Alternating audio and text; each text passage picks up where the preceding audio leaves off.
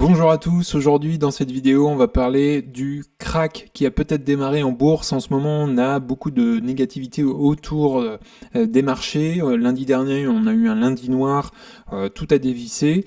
Et donc dans cette vidéo on va comprendre aussi un petit peu l'économie américaine en ce moment, comment elle se situe aussi, et puis aussi que faire en cas de crack boursier, comment s'y préparer.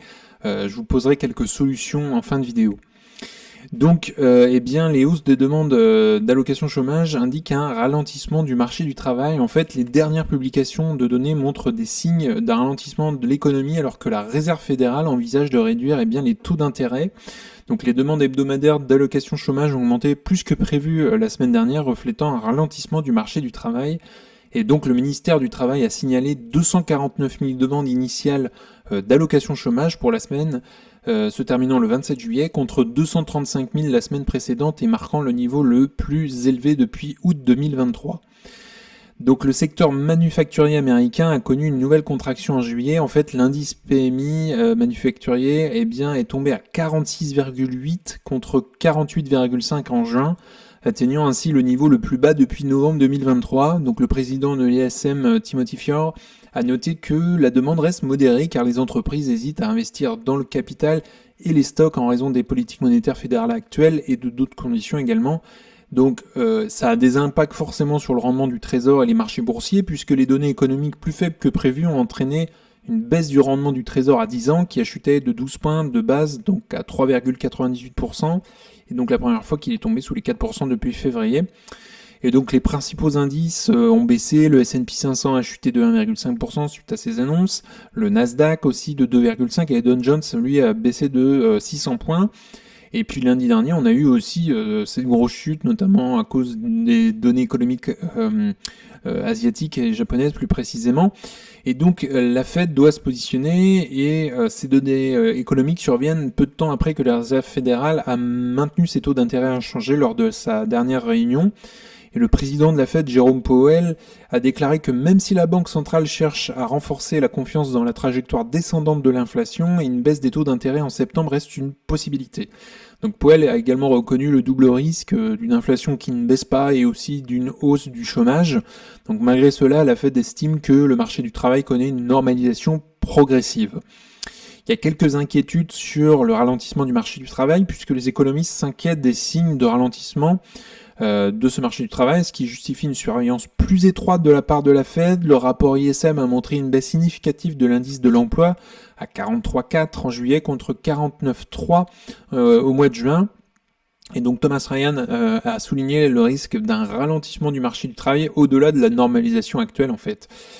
Alors, au niveau des attentes des marchés et des futures baisses de taux, l'économiste américain Thomas Simmons a suggéré que les baisses de taux pourraient aider le secteur manufacturier mais pourrait nécessiter aussi des réductions plus substantielles que prévues.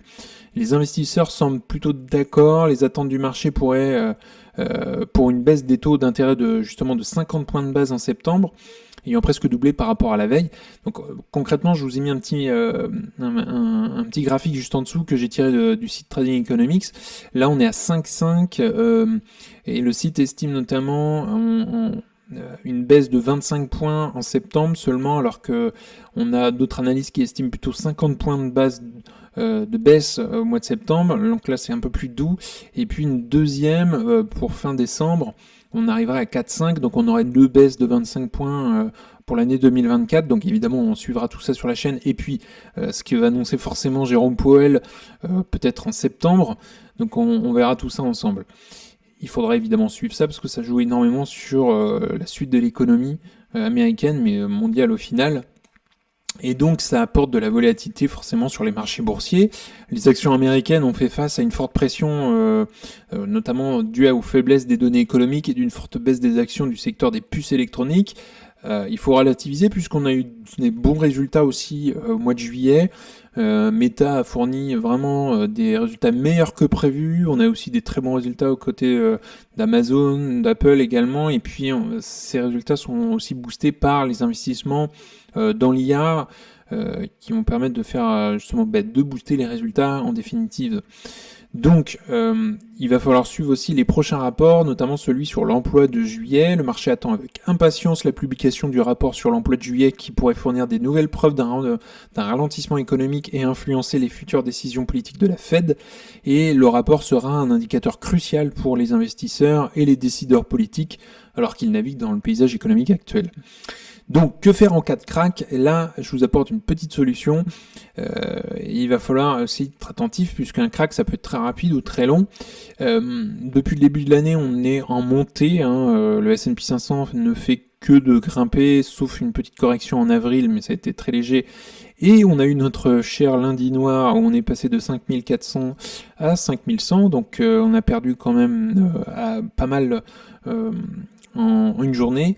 On a une légère reprise, mais on ne sait pas si c'est du court terme. Est-ce que sans doute c'est dans la suite d'une correction ou pas? Ou alors est-ce que c'était la fin et ça repart à la hausse? De toute façon, on ne sait pas et on verra bien. Mais pour ça, il faut s'y préparer. Alors, il faut évidemment une réserve de cash. Pas plus de 30% évidemment.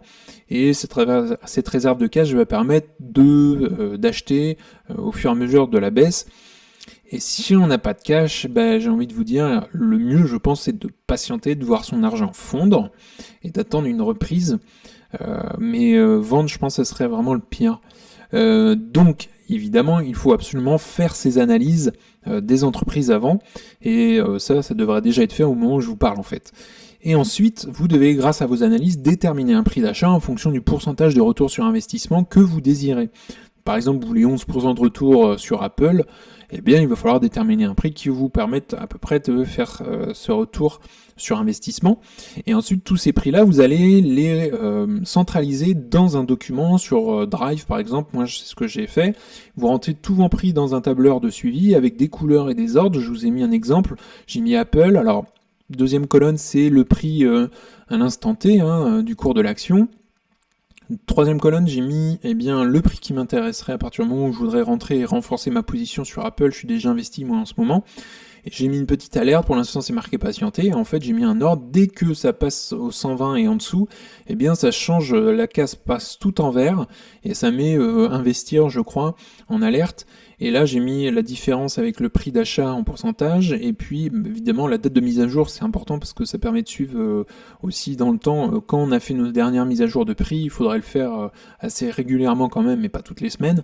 Et voilà, et tout ça permet de centraliser, et puis en fait, c'est de l'instant T, donc dès que j'ai plus que ça à regarder en fait, au lieu de suivre sur mon courtier les prix, etc., dès que ça passe dans le vert, clac, j'y vais, et je me pose pas de questions puisque tout a été fait avant, et aussi ça me permet de rentrer beaucoup plus vite dans un crack s'il est très rapide, et ça permet de gagner du temps et en définitive de l'argent aussi. Voilà, en tout cas je vous ai donné une petite astuce, dites-moi si vous utilisez ce genre d'outils un peu, en commentaire ça m'intéresse. En tout cas on en a fini pour aujourd'hui, n'hésitez pas à liker la vidéo, à vous abonner, ça fera grandir la communauté et puis ça me soutient également.